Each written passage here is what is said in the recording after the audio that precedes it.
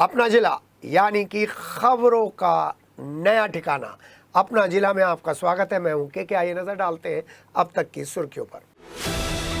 मुंडाली के जिसौरा गांव में बाइक सवार बदमाशों ने गोलियां बरसाकर की मेडिकल स्टोर संचालक की हत्या। घटना के बाद क्षेत्र में फैली सनसनी।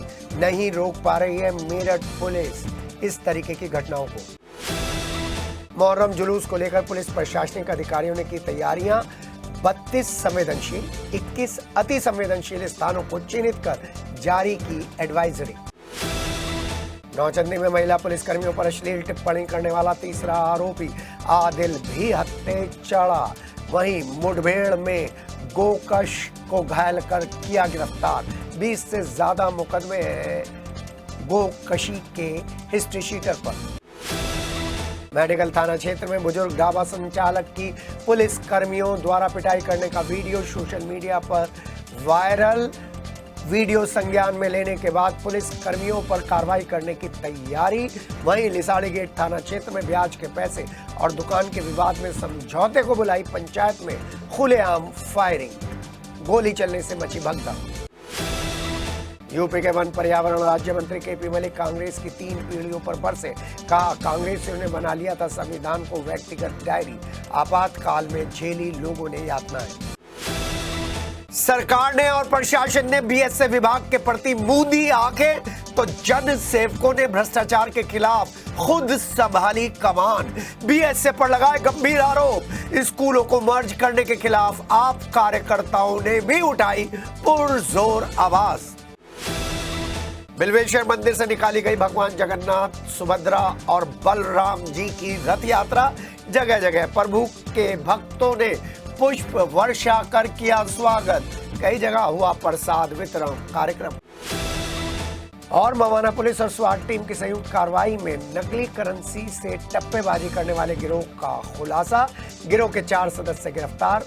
बाकी के सदस्यों की गिरफ्तारी के लिए पुलिस दे रही है दबिश। और अब खबरें विस्तार से। मुंडाली थाना क्षेत्र के जिसौरा गांव में शुक्रवार देर रात बाइक सवार बदमाशों ने गोलियां बरसाकर मेडिकल स्टोर संचालक की हत्या कर डाली। आरोपियों ने युवक के चेहरे और माथे पर सीधी गोली मारी। फायरिंग की आवाज सुनकर गांव के लोगों ने पुलिस को सूचना दी। रात में ही एसपी देहात और सीओ किठौर मौके पर पहुंचे और घटनास्थल का जायजा लिया। बताया जा रहा है कि जिसौरा के रहने वाले 32 वर्षीय माहिर गाँव में ही मेडिकल स्टोर चलाता था। रात करीब 12 बजे मेडिकल स्टोर बंद कर माहिर घर जा रहा था। रास्ते में बाइक पर आए 3 हमलावरों ने रास्ता रोक लिया और माहिर के माथे पर गोली मार दी। दूसरी गोली भी चेहरे पर सटाकर मारी गई और उसके बाद आरोपी हवाई फायरिंग करते हुए आराम से फरार हो गए। फायरिंग की आवाज सुनकर गांव के लोग मौके पर पहुंचे। तब तक माहिर की मौत हो चुकी थी। घटना के बाद पुलिस ने मामले की जांच शुरू कर दी है। पुलिस ने परिवार से बातचीत कर शक के आधार पर कुछ लोगों को हिरासत में लिया है। पूछताछ जारी है। सिटी हलचल कांवड़ की तैयारियों को लेकर लगातार आपको खबरें दिखा रहा है। और उधर शुक्रवार से मुहर्रम का महीना भी शुरू हो गया है और मुहर्रम के महीने के शुरू होने के बाद डीआईजी कला निधि नेथानी ने वर्कआउट करते हुए पूरे शहर की सुरक्षा व्यवस्था की समीक्षा की है।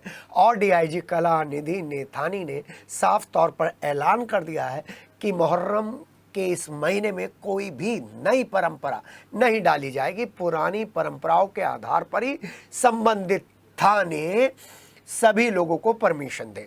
आपको बता दें अति संवेदनशील थाना क्षेत्र में थाना भावनपुर को शामिल किया गया है।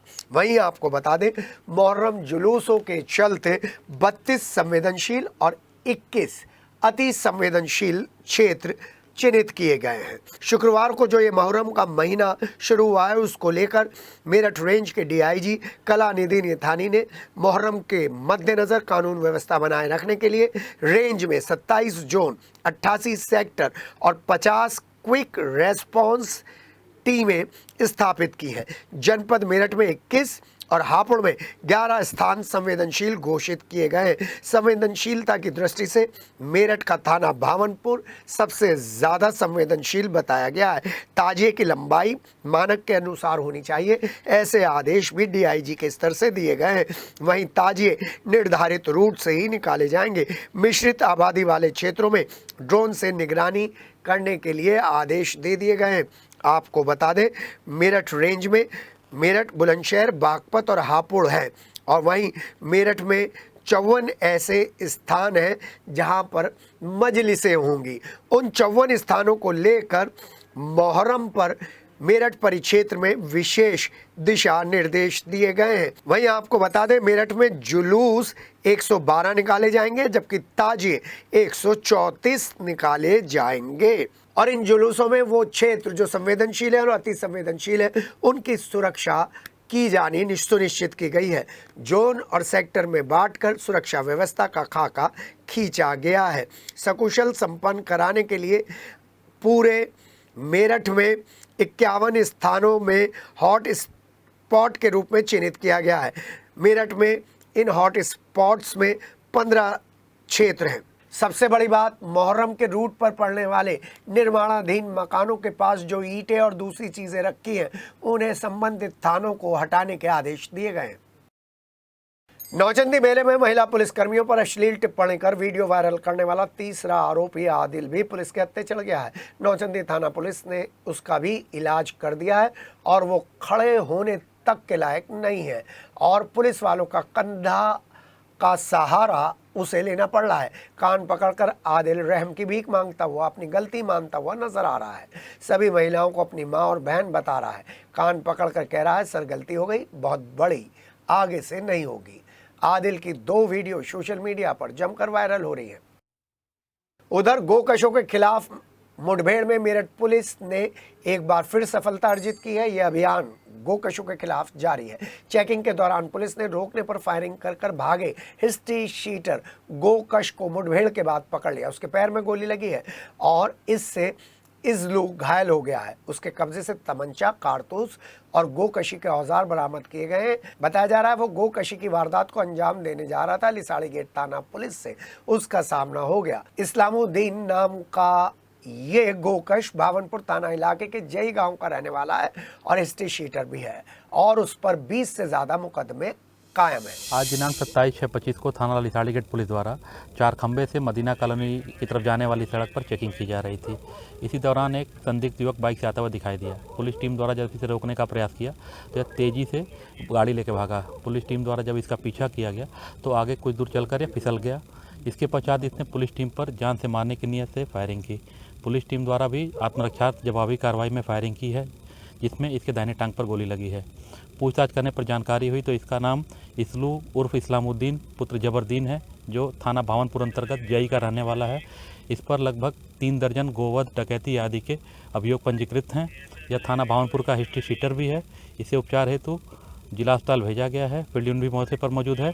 अन्य आवश्यक विधिक कार्रवाई की जा रही है। पुलिस जो कर दे वो कम है। मेरठ में बुजुर्ग ढाबा संचालक की पुलिस कर्मियों द्वारा पिटाई करने का वीडियो सोशल मीडिया पर वायरल हो रहा है और वीडियो में देखा जा सकता है कि किस तरीके से पुलिसकर्मी बुजुर्ग ढाबा संचालक को लाठियों से पीट रहे हैं। वैसे हम इस वीडियो की पुष्टि नहीं कर रहे हैं, लेकिन वीडियो में पुलिसकर्मियों द्वारा गाली गलौज करते हुए भी आपको नजर आएंगे, जिसको हमने बीप लगा दी है। आपको बता दें, सोशल मीडिया पर वायरल हो रही वीडियो मेडिकल थाना क्षेत्र के गढ़ रोड की है, जहां मेडिकल थाने में तैनात हेड कांस्टेबल प्रद्युमन शर्मा ढाबे पर पहुंचा और चेकिंग के नाम पर बुजुर्ग ढाबा संचालक के साथ मारपीट की, गाली गलौज की और उसके बाद इस वीडियो का संज्ञान बताया जा रहा है कि पुलिस के आला अधिकारियों ने ले लिया है और जांच सौंप दी गई है। मैं मेडिकल गेट के सामने एक छोटा सा मनपसंद नाम से ढाबा चलाता हूँ जी, और रात्रि के बंद तो मैं पहले कर रहा था, क्योंकि आधे से ऊपर से 11 बजे बंद हो जा, लेकिन 20 मिनट फालतू हो गई थी। मैं सामान संगवा रहा था और लाइट मेरी ऑफ थी, कोई मेरे पास ग्राहक अंदर नहीं बैठा था कहीं नहीं, मैं अपना सामान संगवा रहा था जी। तभी अचानक एकदम पुलिस आई और मेरे पे एकदम से लाठी डंडे बरसा दिए और मेरे कई चोट आई हैं और मेरे से चला मिला। मैं दवा गोली खा करके थोड़ा सा, ये तो कम से कम 4 थे जी, पता नहीं जी, एकदम से उनका तो बंद नहीं करता और बंद क्यों नहीं करी, और 11 बजे हमें बंद चाहिए। मैंने कहा सर मैं तो बंद कर लिया जी, मैं तो अपना सामान संगवा रहा हूँ जी। अंदर सिपाही थे जी और मुझे टांगों में लठ बजाए और हाथों में भी है जी 2-3 डंडे लगे हुए। लिसाड़ी गेट की भी खबर बता दें। साथ ही साथ श्यामनगर में ब्याज के पैसे और दुकान के विवाद के समझौते के लिए पंचायत बुलाई गई थी। फायरिंग इस पंचायत में खुलेआम हुई। पंचायत में आए लोगों में भगदड़ मच गई। मारपीट में 2 लोग घायल हो गए, उनके कपड़े भी फाड़ दिए गए या फट गए। सूचना मिलते ही बड़ी संख्या में पुलिस मौके पर पहुंची, जांच में जुट गई। सीसीटीवी फुटेज के जरिए असलियत खंगालने की कोशिश पुलिस कर रही है। मेरठ के लिसाड़ी गेट थाना इलाके के श्यामनगर मोहम्मदी कॉलोनी का ये मामला है। हाजी शकील और हाजी सरफराज सगे भाई हैं। शकील के बेटे अलमास और सरफराज के बेटे जैद की शादी सगी बहनों रिमसा और मिला से हुई थी। शकील ने बताया कि उन्होंने लाल कुर्ती पैंट बाजार में दुकानें खरीदी थी। दुकान का 80% हिस्सा पुत्र वधू रिमसा और 20% हिस्सा जैद के नाम कर दिया गया। आरोप है कि आस मोहम्मद इस दुकान को अपने नाम कराने का दबाव बना रहा था। ब्याज के पैसे को लेकर भी विवाद था और उसी में दुकान लिखवाने की बात हुई थी और विवाद तभी शुरू हो गया। समझौते के लिए घर पर पंचायत बुलाई गई, जिसमें मुअज्जिज लोगों को बुलाया गया। मामला निपटने के बजाय और बिगड़ गया। मारपीट हुई, फायरिंग हुई, गोली चली। हुकूमत ब्याज का हिस्सा काम है, 25% में ब्याज के पैसे देता है। हमसे ज़बरदस्ती दुकान लिखवाना चाह रहा है। मुकर्रा दुकान लिखवाना तो जान से मार दूंगा तुम्हें। कहाँ है ब्याज? मैं श्यामनगर में रहता हूँ, मोहम्मदी कॉलोनी में। मुख्यमंत्री योगी आदित्यनाथ प्रधानमंत्री नरेंद्र मोदी की शिक्षा नीति को, नई शिक्षा नीति को पलीता लगाने का काम कर रही है बीएसए और उनकी टीम। ये हम नहीं कह रहे हैं, ये हम नहीं कह रहे हैं, ये कह रही है वो अखिल भारतीय विद्यार्थी परिषद, जिसमें ट्रेनिंग लेकर अनुराग जी बने हैं युवा खेल मंत्री, जिसमें सोमेंद्र तोमर जो ऊर्जा राज्य मंत्री हैं वो भी ट्रेनिंग लेकर आज यहाँ तक पहुंचे हैं। और ऐसे पता नहीं कितने नेता हैं जो अखिल भारतीय विद्यार्थी परिषद से राजनीति और समाज सेवा सीखकर बीजेपी को स्ट्रॉन्ग कर रहे हैं। इसी खबर पर नजर डाल रहे हैं क्योंकि अखिल भारतीय विद्यार्थी परिषद के बैनर तले आई है। अखिल भारतीय विद्यार्थी परिषद के कार्यकर्ताओं ने बेसिक शिक्षा अधिकारी आशा चौधरी के खिलाफ कलेक्ट्रेट पर जबरदस्त प्रदर्शन किया है। जी हाँ, ना तो प्रशासन, ना ही डीएम स्तर पर और ना ही शिक्षाविदों के स्तर पर कोई भी आवाज और शिकायत सुनने के लिए तैयार नहीं है। एबीवीपी कार्यकर्ताओं ने जो आरोप आशा चौधरी पर लगाए वो गंभीर प्रकृति के हैं। एबीवीपी के महामंत्री अभिषेक गोयल के नेतृत्व में कार्यकर्ताओं ने आरोप लगाया कि बीएसए ने उन्नाव की एक ब्लैक लिस्टेड कंपनी को टेंडर दे दिया है। आंगनबाड़ी केंद्रों के लिए 180 संविदा शिक्षकों की भर्ती प्रक्रिया में इर्रेगुलरिटी बरती गई है।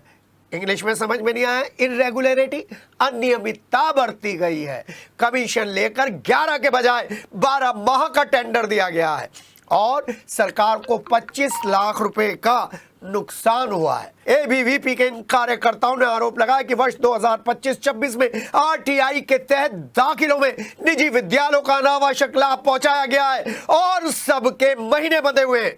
कस्तूरबा गांधी आवासीय विद्यालय का उदाहरण देते हुए एबीवीपी के कार्यकर्ताओं ने बताया कि देखिए किस तरीके से सरकार को, प्रशासन को गुमराह करने की कोशिश की आशा चौधरी और उनके डिपार्टमेंट ने। 12 घंटे तक कस्तूरबा विद्यालय से जो 3 छात्राएं गायब हुई थी उस घटना को दबाए रखा गया।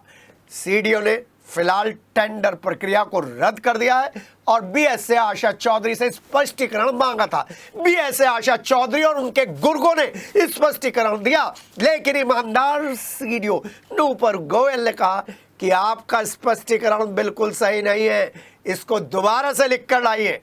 क्या ये बीएसए आशा चौधरी को बचाने का कोई तरीका तो नहीं है? एबीवीपी ने मांग करते हुए कहा कि जांच पूरी होने तक बीएसए आशा चौधरी को निलंबित किया जाए और उनके साथ जो उनके सहयोगी हैं उन पर भी जांच बिठाई जाए। यहीं पर नहीं रुके एबीवीपी के कार्यकर्ता, उन्होंने आरटीआई शिक्षक भर्ती और टेंडर का पूर्ण ऑडिट कराए जाने की मांग करते हुए बीएसए आशा चौधरी की संपत्ति की जांच की मांग की है। हमारे सूत्रों के अनुसार जितने पीएम श्री विद्यालय हैं और जो जितनी भी नियुक्तियां हैं उसमें कम से कम 8 से 9 डिजिट की संख्याओं का खेल होता है। जो किसके पर्स में जाता है, किसके अकाउंट में जाता है, ये बीएसए के महारथी बताएंगे, जिनके पास बहुत अलग तरीके का डेटा है और जिनके पास हर समस्या का समाधान है। लेकिन लेकिन लेकिन मुख्यमंत्री योगी आदित्यनाथ के बेसिक शिक्षा के विभाग के अंतर्गत आने वाले स्कूलों का बंटाधार करने की जिम्मेदारी भी बीएसए आशा चौधरी और उनकी टीम ने ले रखी। एबीवीपी का यह प्रदर्शन दिखाया और एबीवीपी का जब प्रदर्शन, सहयोगी संस्था का जो प्रदर्शन, बीजेपी की सहयोगी संस्था का प्रदर्शन हुआ, तो ऐसे में विरोधी पक्ष कैसे चुपचाप रहता। आम आदमी पार्टी के दर्जनों सदस्य भी बीएसए कार्यालय पर पहुंच गए, घेराव करने पहुंच गए। आम आदमी पार्टी के जिलाध्यक्ष अंकुश चौधरी ने बताया, अंकुश चौधरी, आशा चौधरी नाम सुन लीजिए, बीएसए आशा चौधरी नाम सुन लीजिए। अंकुश चौधरी ने बताया कि उत्तर प्रदेश सरकार द्वारा स्कूलों के विलय के फैसले का आम आदमी पार्टी विरोध करती है। कार्यकर्ताओं ने इस निर्णय को गरीब, दलित, वंचित और शोषित समाज के बच्चों के भविष्य के लिए घातक बताया है और इसे शिक्षा के अधिकार के नियम 2009 का खुला उल्लंघन करार दिया है। अंकुश चौधरी ने कहा है कि योगी आदित्यनाथ सरकारी स्कूलों को मर्ज करके गरीबों, मजलूमों और वंचितों के बच्चों को शिक्षा के अधिकार से वंचित करना चाहते हैं। ये निर्णय बच्चों के भविष्य पर बुलडोजर चलाने जैसा है। पिछले 4 वर्षों में 42 लाख बच्चों ने सरकारी स्कूल छोड़े और केवल 1 वर्ष में ही 8 लाख बच्चों ने पढ़ाई छोड़ दी है और मेरठ में 131 ऐसे स्कूल हैं जिनमें विद्यार्थियों की संख्या 20 या 20 से कम है और जिनमें एक स्कूल में टीचरों की संख्या के आधार पर अगर उनकी सैलरी पर मंथ गणना की जाए तो वो 3-3.5 लाख बैठती है। अंकुश चौधरी ने अलीगढ़ का उदाहरण देते हुए बताया कि अलीगढ़ में ही 58,000 बच्चों ने सरकारी स्कूल छोड़ दिए हैं, जबकि 5,695 स्कूलों में केवल एक शिक्षक है, जो ये दर्शाता है कि सरकार जानबूझकर शिक्षा व्यवस्था को ध्वस्त कर रही है, शिक्षा का निजीकरण करने का कुत्सित प्रयास कर रही है। उन्होंने आगे आरोप लगाते हुए कहा है कि सरकार शराब खाने खोल रही है, मधुशालाएं खोल रही है, जबकि पाठशालाएं बंद की जा रही है। 2024 में 27,308 शराब खाने खोले गए, मधुशालाएं खोली गई और 2025 में 27,000 स्कूल बंद करने की योजना है। उत्तर प्रदेश में योगी आदित्यनाथ सरकार 27,000 प्राइमरी स्कूलों को बंद करना चाहती है और इसको शब्द क्या दिया, मर्जर। भाई किस चीज़ का आप मर्जर करेंगे? प्राइमरी स्कूलों में किनके बच्चे पढ़ रहे हैं? गरीबों के, मजलूमों के, पिछड़ों के, दलितों के, वंचितों के। उन बच्चों को आप जब उनका स्कूल आप बंद कर देंगे, उनका विद्यालय आप बंद कर देंगे, तो बच्चे कहाँ जाएंगे? राइट टू एजुकेशन में साफ साफ है कि 6 साल से लेकर 14 साल के बच्चे को निःशुल्क और अनिवार्य शिक्षा मिलेगी। भाई कैसे शिक्षा उसको मिलेगी? मिड डे मील में आपको नून नमक से रोटी खाता है और कोई पत्रकार उसकी खबर दिखाता है, जेल जाता है। तो ये 27,000 स्कूल जो बंद करने सरकार जाएंगे, हम इसका विरोध करते हैं और आज बीएसए को हम मिलने आए, अभी बीएसए मैडम को, और हमने स्पष्ट कहा कि मेरठ छोड़िए आप पूरे उत्तर प्रदेश में एक स्कूल हम लोग बंद नहीं होने देंगे। और चलिए अब आपको लेकर चल रहे हैं सर्किट हाउस। सर्किट हाउस में स्वतंत्र राज्य मंत्री नरेंद्र कश्यप ने एक समीक्षा बैठक की और पिछड़े वर्ग के लिए जितनी योजनाएं चल रही हैं उनकी प्रोग्रेस रिपोर्ट जानी, उनकी समीक्षा जानी और पूछा कि ये योजनाएं पिछड़े वर्ग तक क्यों नहीं पहुंच रही हैं। साथ ही साथ इस समीक्षा बैठक के बाद उन्होंने समाजवादी पार्टी पर तंज कसते हुए कहा कि जब वो सत्ता में थी तब 700 दंगे हुए थे और उन दंगों को रोकने के लिए तब क्यों नहीं कोई महत्वपूर्ण काम किया। साथ ही साथ इटावा में हुई घटना को लेकर उन्होंने कहा यह अशोभनीय घटना है और ऐसी घटनाओं की पुनरावृत्ति नहीं होनी चाहिए, लेकिन अखिलेश यादव और दूसरे लोग अपने पार्टी संयोजन को लेकर इसे मुद्दा बनाना चाह रहे हैं, जो बिल्कुल गलत है। समाज में समरसता लाने के लिए सभी नेताओं को काम करना चाहिए। आपको बता दें, यूपी के पिछड़ा वर्ग राज्य मंत्री स्वतंत्र प्रभार नरेंद्र कश्यप ने यूपी में जातीय द्वंद्व करवाने का आरोप पूर्व मुख्यमंत्री अखिलेश यादव पर लगाया और कहा कि यदि उत्तर प्रदेश को सेफ रखना है तो भाजपा को ही चुनना पड़ेगा। इटावा की घटना अशोभनीय है और किसी का भी अपमान करना गलत बात है और इस पर कानूनी कार्रवाई होगी। वहीं उन्होंने अखिलेश यादव की सरकार के 5 सालों की कमियां बताई।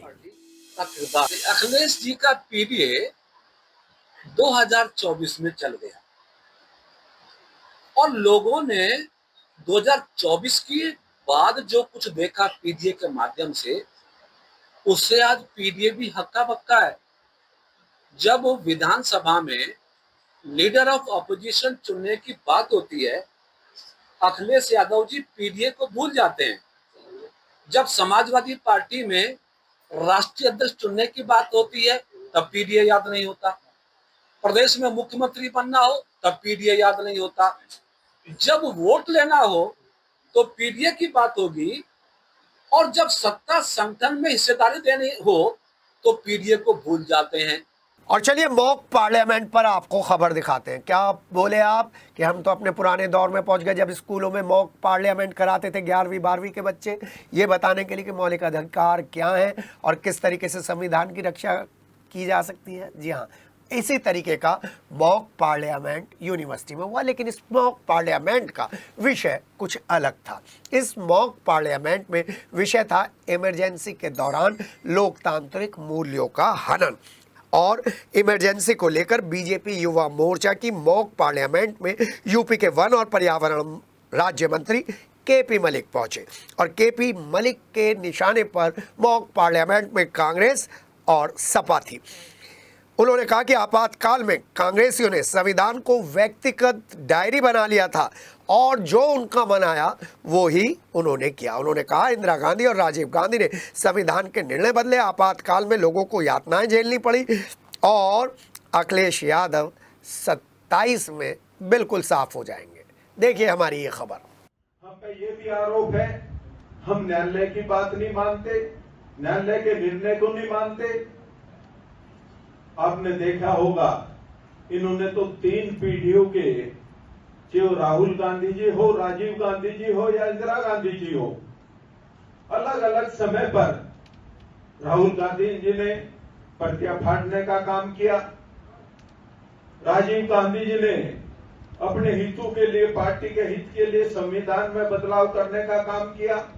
चलिए आपको जगन्नाथ यात्रा में लेकर चलते हैं। सदर बिल्वेश्वरनाथ महादेव मंदिर प्रांगण स्थित श्री जगन्नाथ मंदिर से शुक्रवार को रथ यात्रा धूमधाम से निकाली गई। भगवान जगन्नाथ के साथ उनके भाई बलभद्र और बहन सुभद्रा चांदी के रथ पर विराजमान हुए। रथ यात्रा शुरू होने से पहले मंदिर में भगवान जगन्नाथ, उनके अग्रज बलभद्र और बहन सुभद्रा का विधिवत पूजन किया गया। गणेश पंडित जी द्वारा और विष्णुदत्त शास्त्री जी के द्वारा सदर क्षेत्र के श्रद्धालुओं ने मंदिर पहुंचकर भगवान को प्रसाद चढ़ाया। इस दौरान श्रद्धालुओं ने जय जगन्नाथ का उद्घोष किया। 400 किलो वजन के मुख्य रथ को रंग बिरंगी फूलों और लाइटों से सजाया गया। भगवान जगन्नाथ महाप्रभु की प्रसाद सेवा में 30 श्रद्धालुओं को प्रसाद चढ़ाने का मौका मिला। कैंट विधायक अमित अग्रवाल की तरफ से 150 किलो मीठे चावल का भोग अर्पण कर श्रद्धालुओं को प्रसाद वितरित किया गया। भगवान श्री जगन्नाथ जी की रथ यात्रा कैंट के विभिन्न क्षेत्रों से होते हुए निकाली गई और जगह जगह रथ यात्रा का श्रद्धालुओं ने पुष्प वर्षा से सहयोग किया। आपको बता दें, पंडित गणेश दत्त शर्मा और मुख्य पुजारी विष्णु दत्त शर्मा के प्रयासों से इस बार रथ यात्रा में जो 4 पहिए लगे हैं वो बिल्कुल नए हैं। उसमें भक्त दिनेश गोयल का भी बहुत बड़ा योगदान रहा है। आपको बता दें, गणेश दत्त जी का परिवार पिछले 200 सालों से इस मंदिर की सेवा करता आ रहा है, रथ यात्रा निकालता आ रहा है और वहीं पर चंदे की जितनी भी रकम आती है उसका ट्रांसपेरेंट तरीके से प्रदर्शन करता आ रहा है। 116 साल पुरानी यात्रा है, भगवान जगन्नाथ की यात्रा है। आज के दिन भगवान जो क्षेत्र में भ्रमण करने निकलते हैं, जो अपने श्रद्धालु हैं उनसे मिलने चलते हैं, उन्हें आशीर्वाद देना चाहते हैं, उनकी पीड़ा हरना चाहते हैं। भवाना पुलिस और स्वाट टीम की संयुक्त कार्रवाई ने नकली करेंसी से टप्पेबाजी करने वाले गिरोह का खुलासा किया है। गिरोह के 4 सदस्य गिरफ्तार कर लिए गए हैं। 3 साथी अभी भी फरार बताए जा रहे हैं। थाना मवाना में दर्ज मुकदमे में फरार चल रहे मीरापुर के ग्राम रसूलपुर गढ़ी के रहने वाले इमरान, मवाना के मोहल्ला हीरालाल के रहने वाले वसीम, भावनपुर के मेदपुर के रहने वाले सलीम, मेदपुर के ही रहने वाले हाशिम को मवाना खुर्द से भैंसा जाने वाले बाईपास से गिरफ्तार किया गया है। इनके 3 दूसरे साथी सरदना के नाहली के रहने वाले अतीकुर रहमान, थाना भवन के भैसानी के रहने वाले जावेद उर्फ सरफराज, भावनपुर स्थित औरंगाबाद के रहने वाले मोहसिन उर्फ मुजरी अभी फरार है। टीम ने पकड़े गए लोगों के पास से 500 रुपये की 18 गड्डियां बरामद की हैं, जिसमें वास्तविक नोट 18,000 रुपये ऊपर और नीचे लगे 500 रुपये के 2 नोट प्रति गड्डी के हिसाब से बरामद किए गए। इसके अलावा एक ब्रेजा कार, एक तमंचा, एक जिंदा कारतूस, एक पिस्टल नुमा लाइटर, जिंदा कारतूसों के अलावा आई कार्ड भी बरामद किए गए और आधार कार्ड भी बरामद किए गए। पुलिस टीम ने पकड़े गए लोगों को कोर्ट में पेश किया, जहां से चारों को जेल भेज दिया गया है। भीम आर्मी भारत एकता मिशन पार्टी के जिलाध्यक्ष विजेंद्र सूद कई मांगों को लेकर जिलाधिकारी कार्यालय पर पहुंचे और कहा कि सरदना के धंजो गांव के वाल्मीकि समाज के लोगों के लिए शमशान की भूमि आवंटित की जाए। जिलाध्यक्ष ने कहा, वाल्मीकि समाज के व्यक्तियों के देहांत होने के बाद उनके अंतिम संस्कार में काफ़ी परेशानियों का सामना करना पड़ता है, क्योंकि वाल्मीकि समाज का कोई शमशान घाट नहीं है। वहाँ अजौता गांव में वाल्मीकि बस्ती में गंदे पानी की निकासी का जल्द से जल्द समाधान की मांग भी की गई। जो 1992 के बाद जितने भी कर्मचारी हैं जो आउट ऑफ सोर्सिंग पर करे हैं, उनकी संविदा बहाल की जाए और साथ साथ उन्हें सीनियरिटी के आधार में उन्हें परमानेंट किया जाए। और मेरिट के अंदर बहुत बड़ा मुद्दा है, जो 2415 कर्मचारियों को उन्होंने जो स्लो पोजीशन देने का काम किया सरकार ने, जो 2415 कर्मचारी 20-25 साल से इस मेरिट की जो सेवा कर रहे थे, लोगों की सेवा कर रहे थे, लेकिन उन्होंने उनका निजीकरण, उन्हें ठेके पे करके उन्हें नेस्तनाबूद करने का काम किया है। परतापुर थाना क्षेत्र के काशी टोल प्लाजा पर फायरिंग केस से जुड़े मुख्य आरोपी अवनीश ने कोर्ट में सरेंडर कर दिया, लेकिन उसके साथ ही और दूसरे आरोपी पीड़ित पक्ष पर फैसले का दबाव बना रहे हैं और ऐसा नहीं करने पर जान से मारने की धमकी भी दे रहे हैं। पीड़ित पक्ष के लोगों ने ये शिकायत शुक्रवार को परतापुर थाना क्षेत्र के भोड़ भराल की रहने वाली सीमा विकल के साथ पुलिस ऑफिस में पहुंचकर की।